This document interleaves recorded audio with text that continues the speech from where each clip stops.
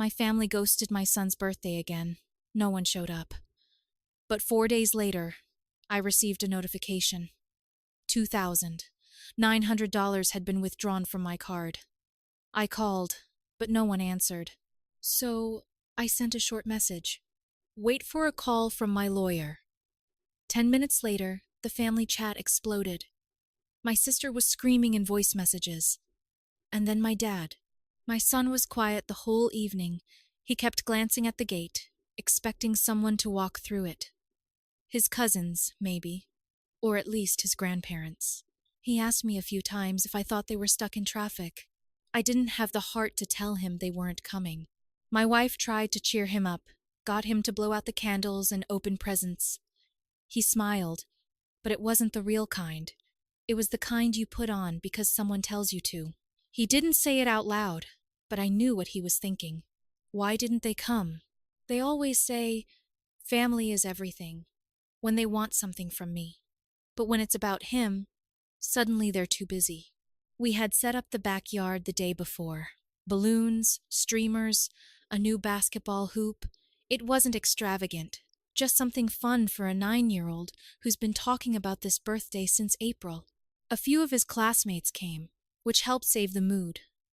The cake was his favorite. Cookies and cream. We had a little speaker playing music. If you walked past, it probably looked like a good time. But I saw how many times he looked at the gate. How his eyes lit up every time someone arrived and then dimmed when it wasn't who he hoped for. The worst part? Not one of them even called. Not my parents, not my sister. No text, no FaceTime, no sorry we couldn't make it. Just silence, like the day didn't exist. That night, I was angry in a way I hadn't been in years. I wasn't even surprised. Just done. I went to our family group chat and typed, "Thanks for remembering your nephew, grandson's birthday. He had a great time without you." They saw it. I could tell. No one replied.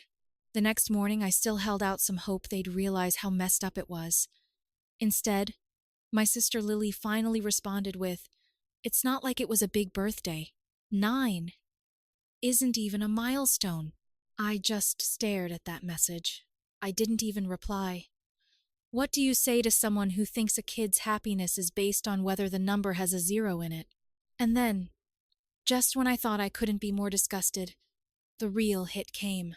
Thursday afternoon, I got a notification on my phone. $2,900 withdrawn from my checking account. Not a hold. The money was gone. At first, I thought it was fraud. But when I opened the details and saw where it came from, I felt like an idiot. A week before the party, my dad had called me. Said their plumbing had completely failed and they needed emergency repairs. Said the plumber needed to be paid the same day. I was already stressed, juggling party stuff and work, but he caught me at the right moment. He said it would cost around $600. I told him I'd cover it, just temporarily, until they sorted it out. I gave him my card, and then, between everything else going on, I forgot to ask for it back. That was on me. But what they did with it, that was on them. I called my dad. No answer. Called again. Nothing. Tried Lily. Nothing. I messaged the group. No response. They went completely dark. So I sent one last message. It was short. Wait for a call from my lawyer. Exactly 10 minutes later, all hell broke loose. Voice messages started flooding in from Lily, freaking out, making it sound like I had crossed the line. My dad started calling my cell over and over. Then my mom finally texted me directly. "Don't do anything crazy." We were going to explain. Explain what? 2 hours later, my dad showed up at my door holding my card like a peace offering. No apology, no remorse. Just said they decided last minute to go to the Keys with their friends.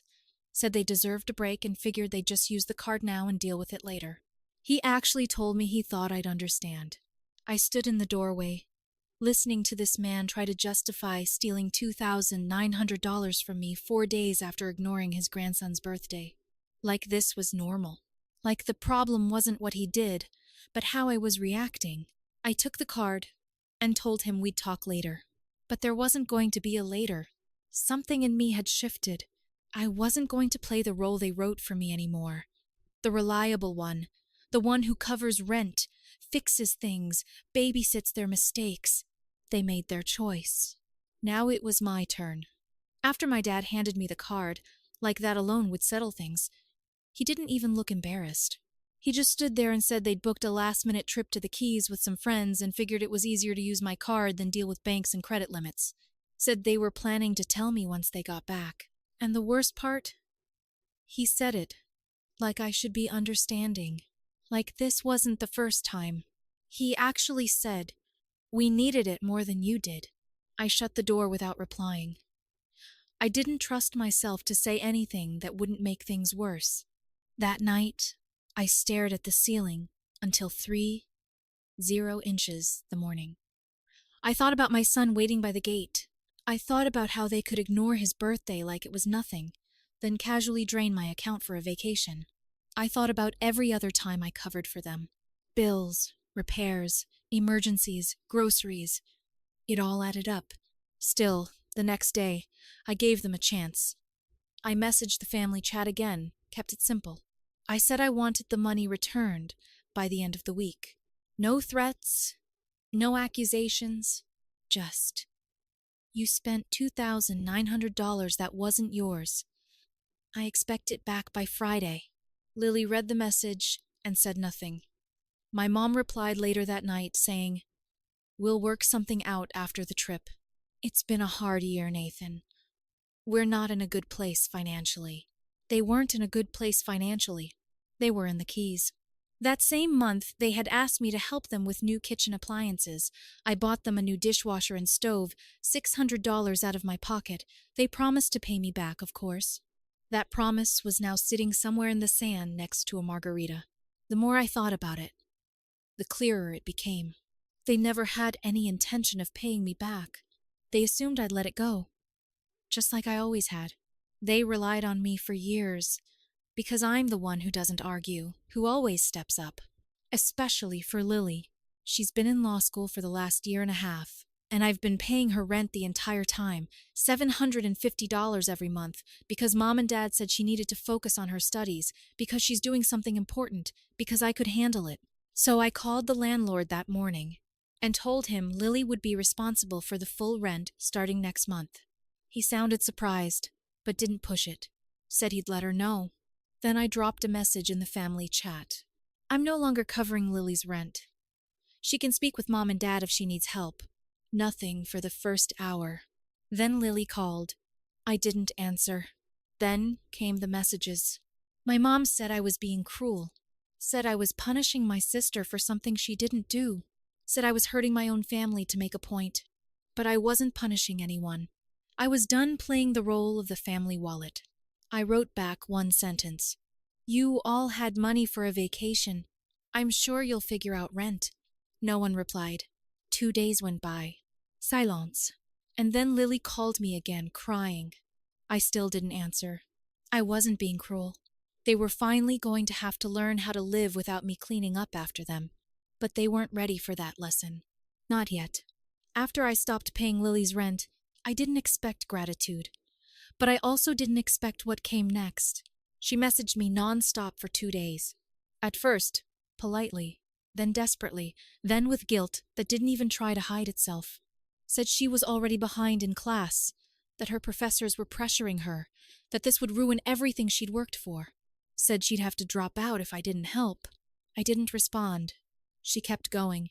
Said she wasn't the one who took the money from my card, that I was being unfair, that I was letting one bad decision by our parents destroy the whole family. Then she dropped the one line I didn't think she'd ever say. "If you cared about me even half as much as you care about your son, you wouldn't do this." I just sat there staring at it. It wasn't the insult. It was the arrogance. The way she genuinely believed she had the right to my support, like it was a subscription that came with being my sister. As if she'd earned the $750 I'd been wiring every month by simply existing. And then nothing. The family chat went dead. No one called. No one asked how my son was doing. No mention of the birthday. No apology for the money. Just silence, like they were waiting me out. 3 days later, I got a call from my aunt. She never calls me.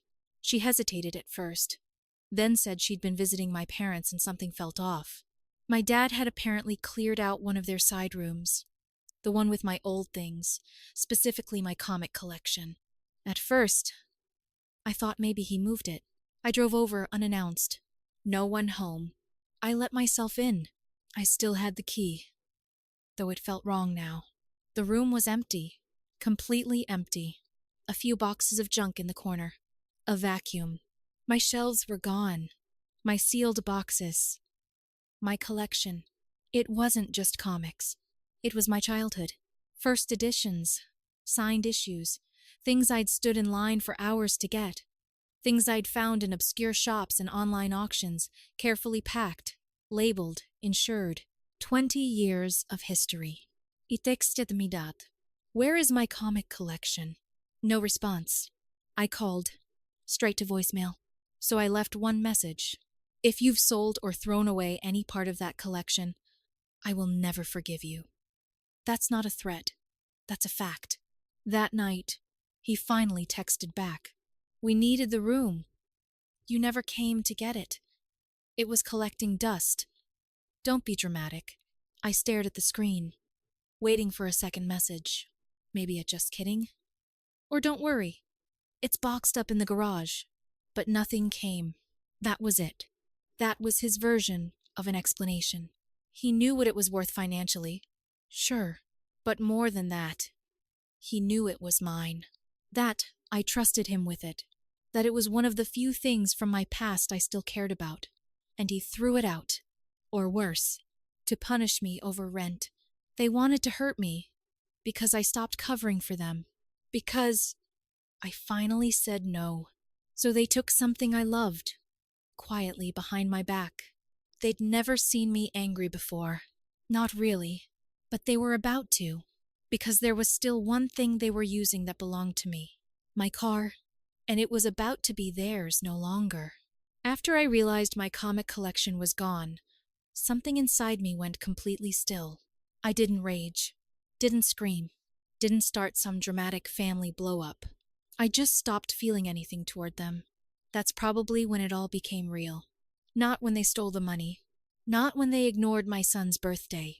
But when they went into that room and erased 20 years of my life without even telling me. I didn't need confirmation. My dad's message made it clear.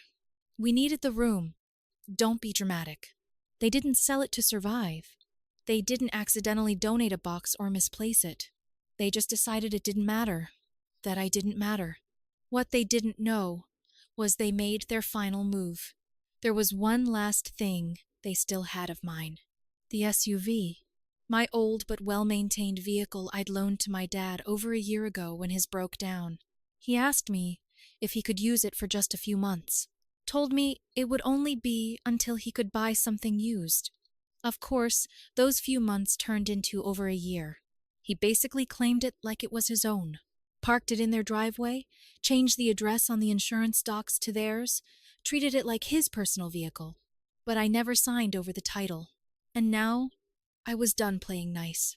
The next morning, I pulled every document I had from the file cabinet.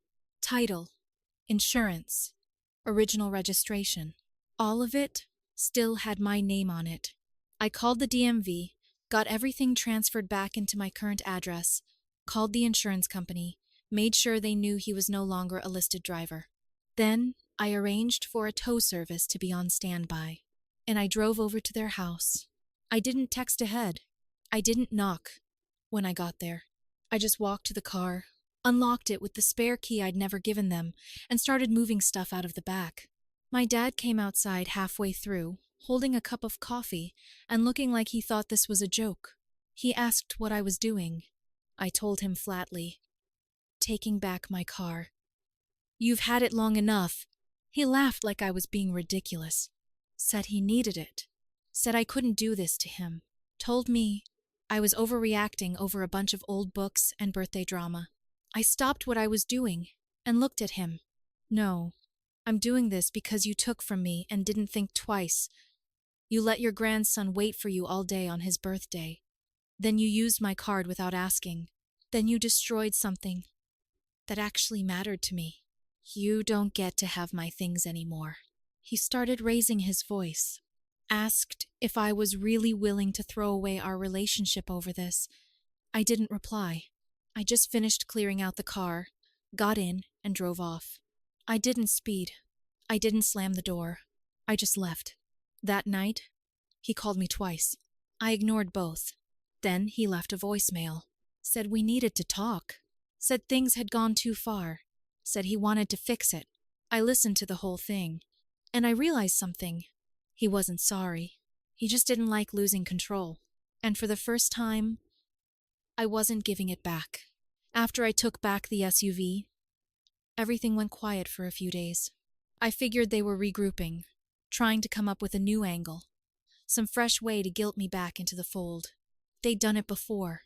Ignore me, then pretend nothing happened. A passive-aggressive reset. But this time, it felt different. Not in a good way. Just quiet in that way that doesn't feel natural. The kind of quiet that makes you feel like something's coming. It was my mom who broke the silence first. She didn't call to talk. She left a voice message. Calm. Rehearsed. Like she was writing an email to a client.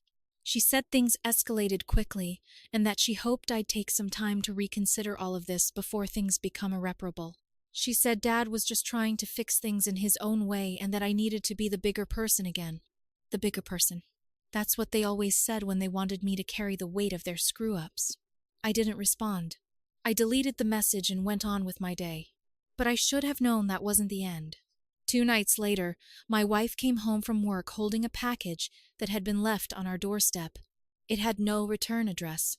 Just my name scribbled across the label in sharp black ink. My dad's handwriting.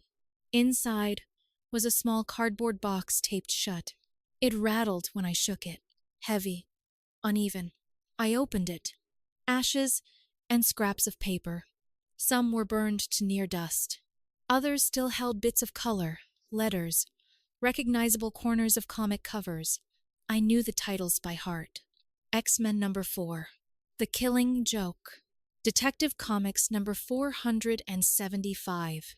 A rare Spider-Man crossover I won at auction in 2011. He'd taken whatever remained of my collection, what hadn't already been thrown out or given away, and burned it, cremated my past, and delivered it to my front door. No note. No message. It was the most deliberate thing he'd ever done. I didn't cry. I didn't scream. I just sat at the kitchen table and stared at the pile of ash like it was a stranger's body. The last real thing I'd had from my younger self. Gone. Not because of an accident. Not because of fire damage or flood. But because my father had made a choice. He wanted to make sure I couldn't come back from this. And he was right. He lit the bridge himself. The next morning, I went online, logged into the garage app for the Lexus they still used, the one I had bought outright years ago, and handed to them when their old sedan gave up. I paid for it in full, registered it in my name, insured it. I told them they could use it, but I never signed the title over. I shut off their remote access, called the tow company, scheduled the pickup for that afternoon. The car was gone by 6.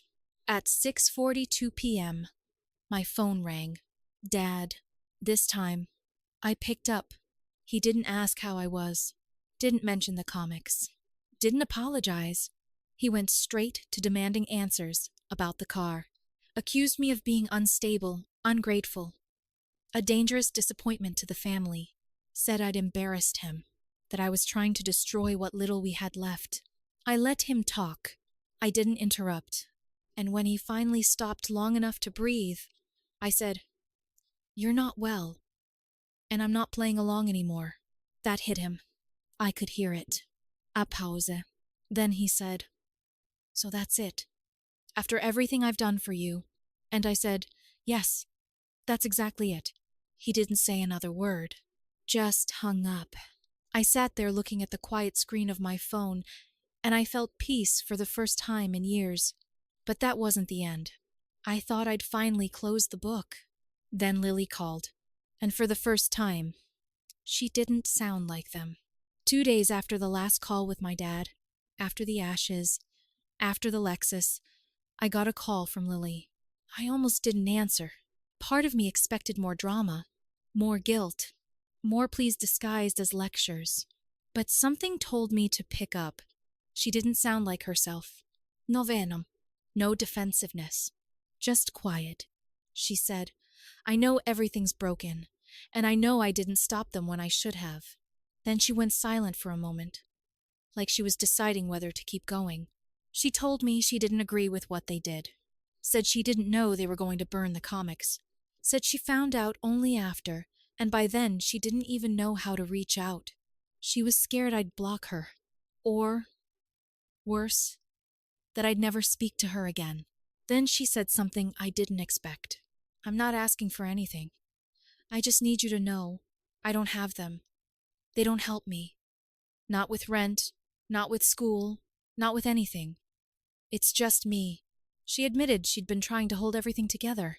Class, part-time work, student debt.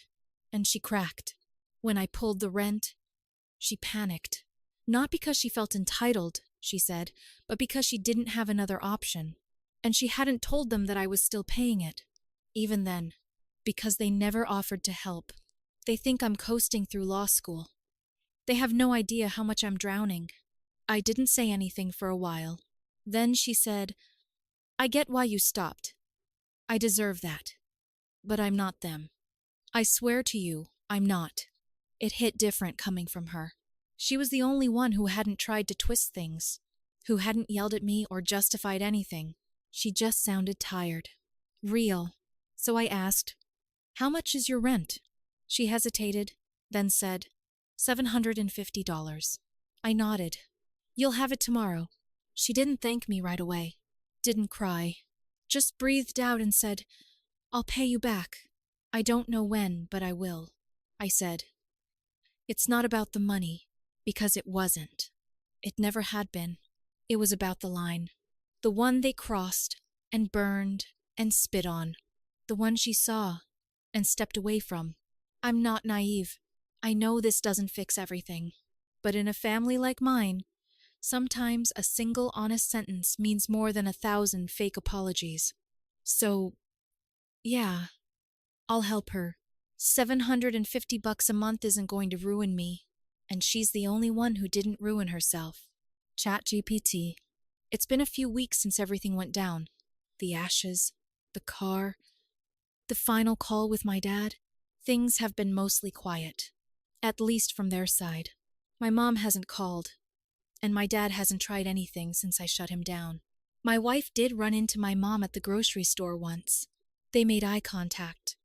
But my mom turned and walked the other way without saying a word. Lily's been steady. Sends me her rent confirmations every month, even though I never asked her to. She checks in once or twice a week, but never pushes. I can tell she's walking on eggshells. But she's still there, trying. Then something I didn't expect showed up in the mail. A letter. Handwritten. No return address. Just my name on the front in shaky, careful cursive. I knew the handwriting instantly. It was my grandfather. My dad's dad. We haven't really spoken in years. Not out of bad blood. Just distance. He moved out west after my grandmother passed, and our contact was limited to the occasional Christmas card or a birthday call that felt more like a formality. I wouldn't have even guessed he knew what had happened. But he knew. Apparently, one of my cousins follows Lily on social media and pieced things together from a few cryptic posts. Something about family ties unraveling and the truth doesn't always stay buried. That was enough to get the gossip going.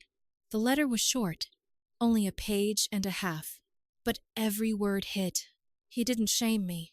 He didn't try to patch things up on their behalf. He told me he was proud, said he knew my father had always been difficult, that he'd watched him hurt people, manipulate, wear masks, that he'd done it even as a son. He said what I did, standing up for myself, for my kid, and refusing to play the family scapegoat, took more strength than most people have. Said he wished he'd had the same courage once. Then, near the end, he wrote, I've got a spare room. If you ever want to get away for a bit, you're welcome here. No questions, no judgment. He left his number. I haven't called him yet.